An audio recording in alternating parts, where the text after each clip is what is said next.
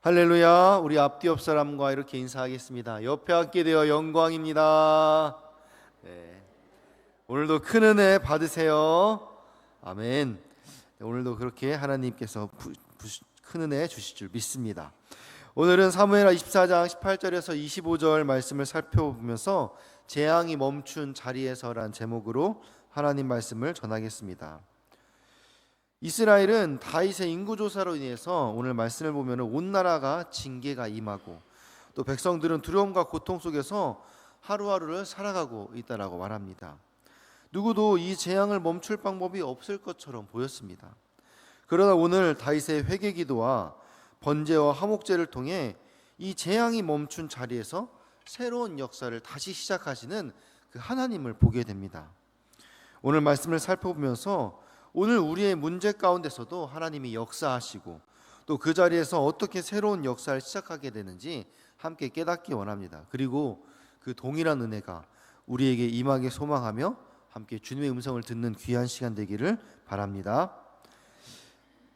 오늘 본문 18절 19절 말씀 같이 읽겠습니다. 이날에 갓이 다윗에게 이르러 그에게 아뢰되 올라가서 여부스 사람 아라우나의 타작마당에서 여호와를 위하여 제단을 쌓으소서 하매 다윗이 여호와께서 명령하신 바 갓의 말대로 올라가니라. 아멘. 이스라엘은 좀 특별한 나라입니다.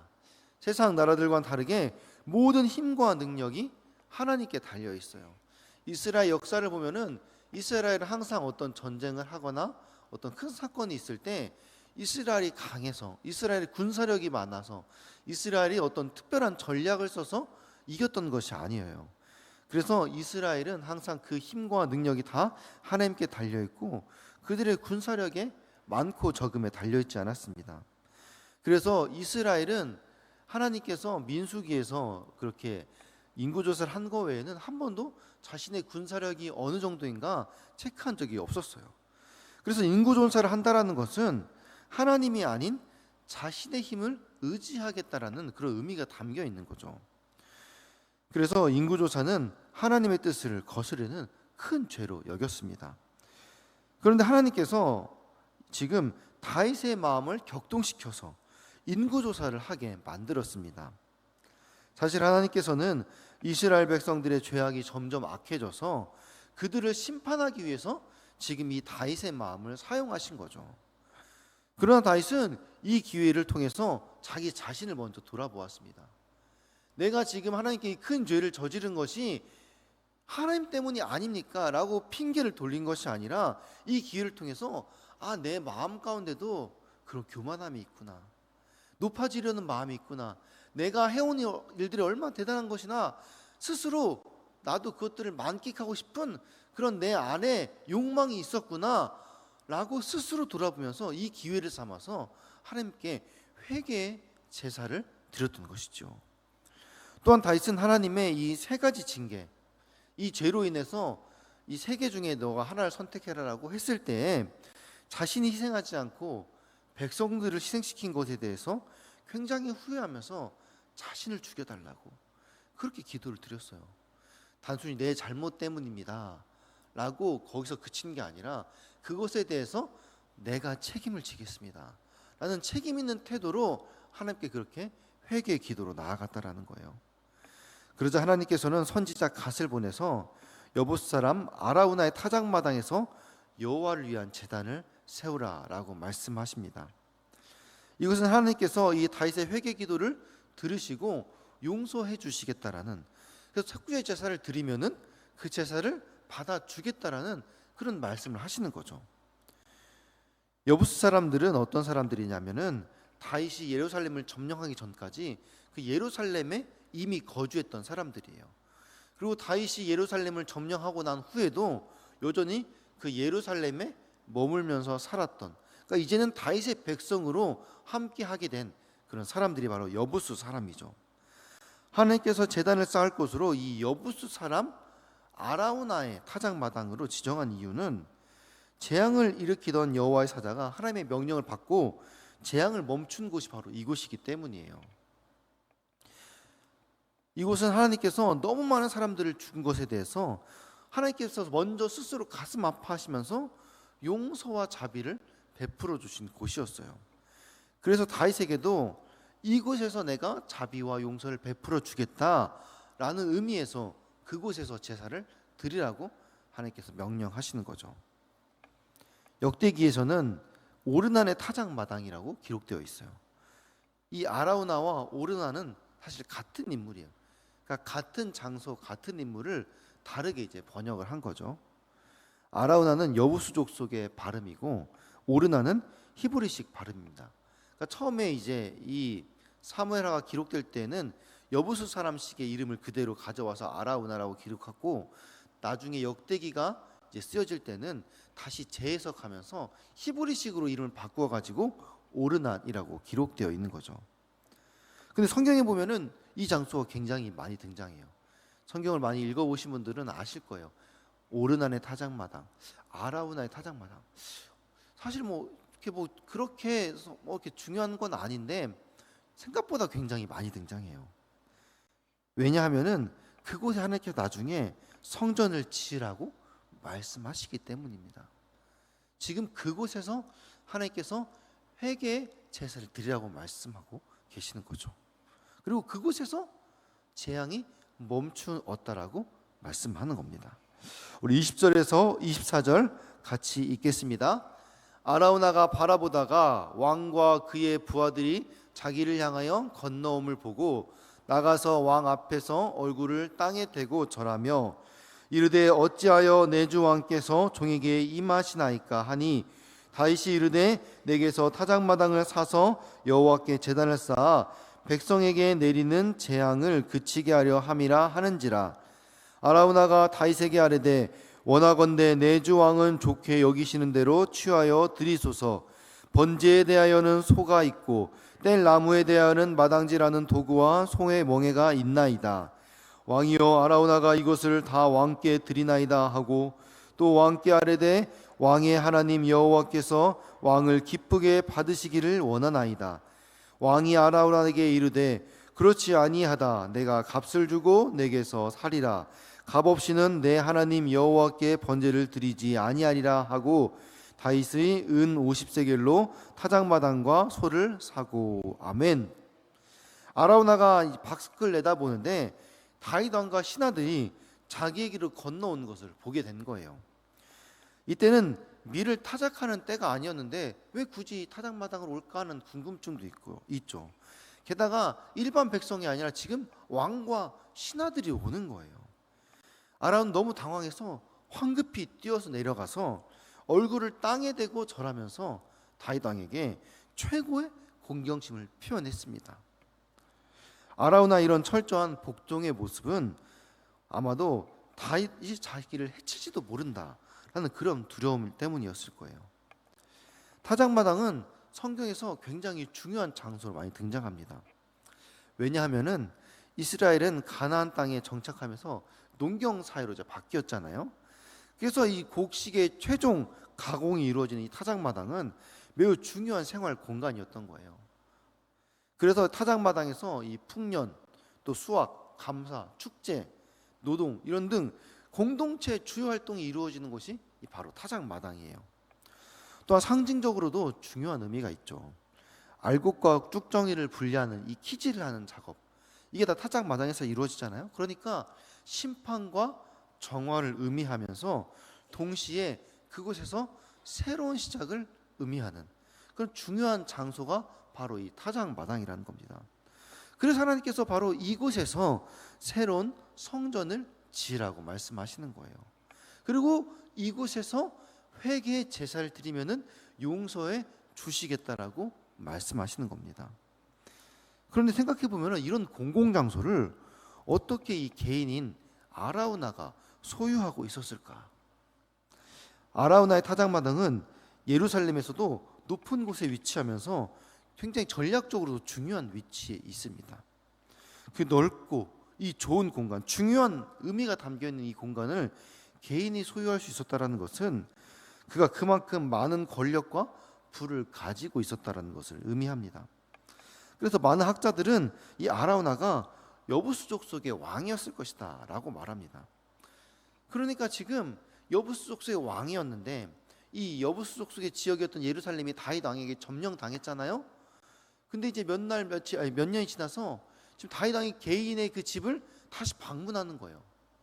혹시 왕이 나를 지금 이제 이 예루살렘에서 그래도 아직 영향력이 있으니까 위험 인물로 간주해서 나를 죽이려는 것은 아닐까, 그런 걱정에 황급히 뛰어내려가서 최고의 공경심을 표현하면서 얼굴을 땅에 대고 절하는 거죠.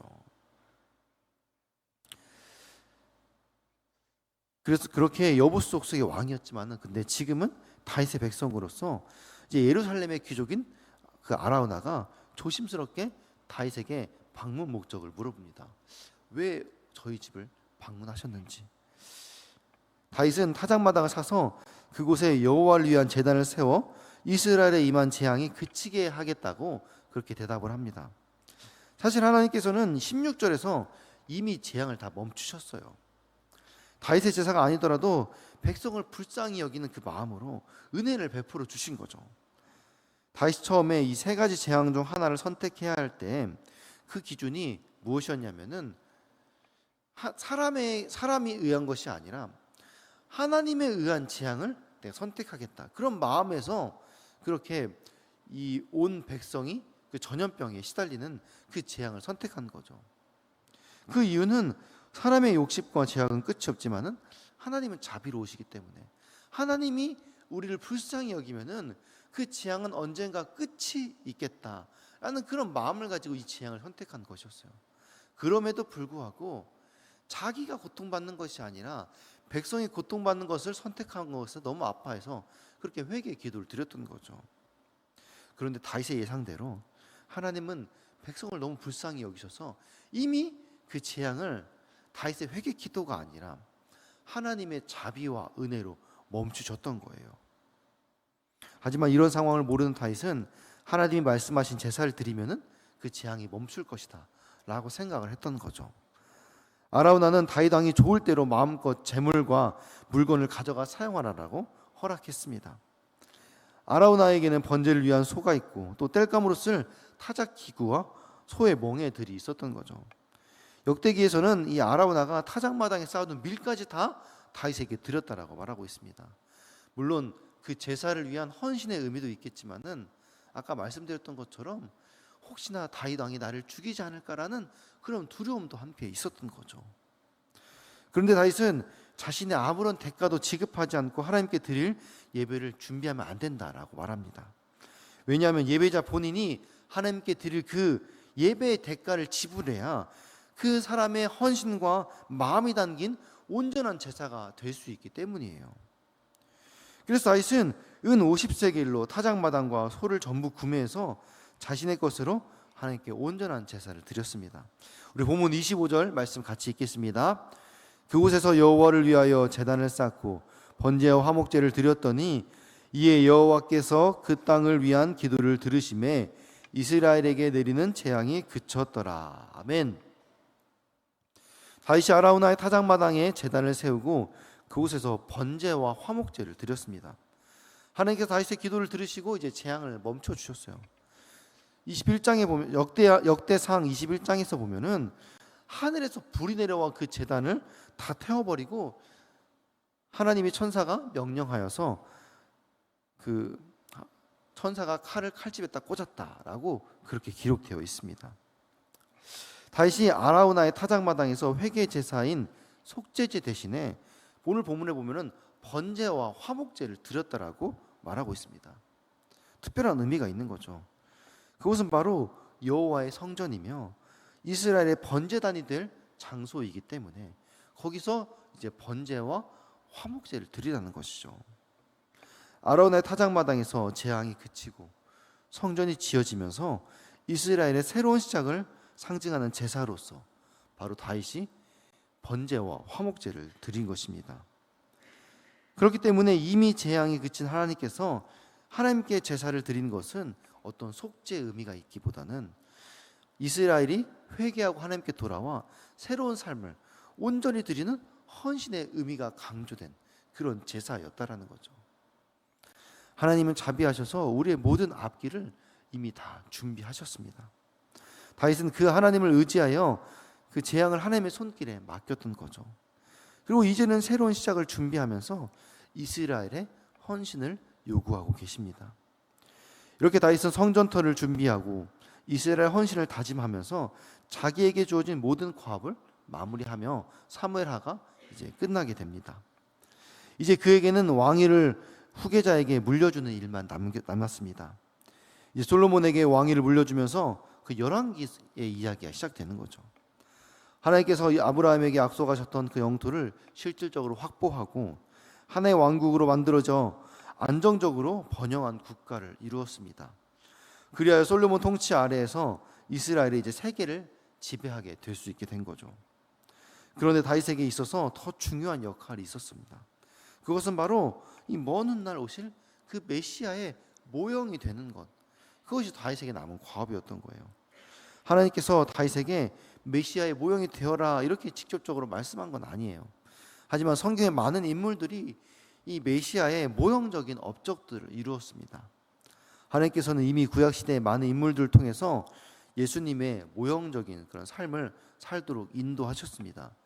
그리고 이제 성경의 기록들을 보면은 그것들을 후대에 기록하면서 이제 이 한 인물의 삶이 그렇게 예수님을 예표할 수 있도록 잘 묘사하고 그려내고 있는 것이지요. 그리고 또 후대 또 선지자와 예언자를 통해서 그 메시아의 모습을 선포하고 알리는 역할도 했었습니다. 그래서 사무엘하를 보게 되면은 사무엘 20장까지는 역사적 순서대로 쭉 다윗의 일대기를 그리고 있습니다. 그런데 이제 마지막 부분인 21장부터 오늘 보면 24장까지의 내용은 좀 역사의 순서가 좀 달라요. 이제 다윗의 그 앞의 이야기부터 중간중간 이야기들을 끄집어내면서 다시 한번 다윗의 삶을 재조명하는 거죠. 마치 그 사무엘서의 부록과도 같은 이야기입니다. 그래서 이 4장을 통해서 말하고 싶었던 것은 무엇이냐? 바로 이 다윗의 삶이 메시아의 삶을 보여주고 있다라고 말하는 거예요. 다윗은 3번의 기름 부음을 받고 하나님의 사랑을 받았으며 다윗 언약의 시작이 되며 그 수혜자가 되었다라고 말하는 거죠. 그리고 솔로몬과 함께 성전을 건축하는 자가 되었고 또 비천한 신분으로 시작했지만은 이스라엘의 왕이 되었다. 이 다윗의 삶을 들여다보면은 예수님의 이야기가 그려지는 거죠. 또한 다윗을 돕는 30명의 헌신되고 충성된 용사들이 있었으며 수많은 재앙으로부터 이스라엘을 구원하는 그런 중보자가 되었습니다. 마지막 24장에서는 인구조사로 인해 내려진 그 재앙 또한 다윗의 번제와 화목제로 하나님의 응답하시고 그 위에 새로운 시작을 알리는 성전 건축의 사명을 내리셨다라는 그런 이야기의 서사를 담고 있는 거죠. 하나님은 심판이 멈춘 바로 그 자리에서 다윗의 회개와 헌신을 받으시고 은혜의 문을 열어주셨습니다. 재앙이 끝난 그곳에서 다윗은 하나님께 번제와 화목제를 드렸고 그 자리에서 이스라엘의 새로운 역사가 시작되었습니다. 우리의 인생도 마찬가지입니다. 때로는 죄와 실수, 실패로 인해 고통과 문제 그리고 재앙이 찾아오지만은 그 모든 상황을 하나님께 온전히 맡길 때 하나님의 자비가 우리의 삶을 그렇게 덮어주십니다. 그리고 그 재앙이 멈춘 자리에서 은혜가 시작되는 것이죠. 우리의 문제와 상처, 아픔을 주님께 내어 맡길 때 하나님께서 그 자리를 새로운 출발의 자리로 변화시켜 주실 것입니다. 오늘도 나의 문제를 온전히 주님께 맡겨드리며 문제보다 크신 하나님의 은혜로 덮어주시고 우리의 문제가 주님 앞에 드려진 그 자리에서 새로운 시작의 소망이 열리게 되는 그런 믿음의 일꾼들로 쓰임받게 되기를 주님의 이름으로 축원합니다. 우리가 시간 들은 말씀 기억하며 함께 기도하기 원합니다. 시간 같이 기도하실 때 삶의 어려움과 재앙 앞에서 내 힘이 아닌 주님을 의지하게 하여 주옵소서. 고통이 멈춘 그 자리에서 소망과 헌신으로 새로운 출발을 시작할 수 있는 용기와 지혜를 주시옵소서. 9월까지 담임 목사님의 안식월 기간 동안 회복과 재충전의 시간이 될 수 있도록 가정과 사역 건강을 지켜 주시옵소서. 이번 주 주일부터 있는 초등부 중등부 연합 캠프와 고등부 여름 수련을 위해서 또 교회학교 여름 사역 가운데 하나님의 은혜와 인도하심이 함께 하시도록 둔촌도 성전부지 그린벨트를 하나님의 때에 하나님의 방법으로 열어 주시옵소서. 올림픽파크 보련 아파트 만이셔 32세대 4만 명의 영혼을 구원하는 일에 우리 교회를 사용하여 주옵소서. 몸과 마음으로 고통받는 성도님들 치유하여 주시고 그들을 돌보는 가족들 위로하여 주옵소서. 각자의 기도 제목 위하여서 사랑하는 주님 이름 3번 부르고 같이 기도하시겠습니다. 주여 주여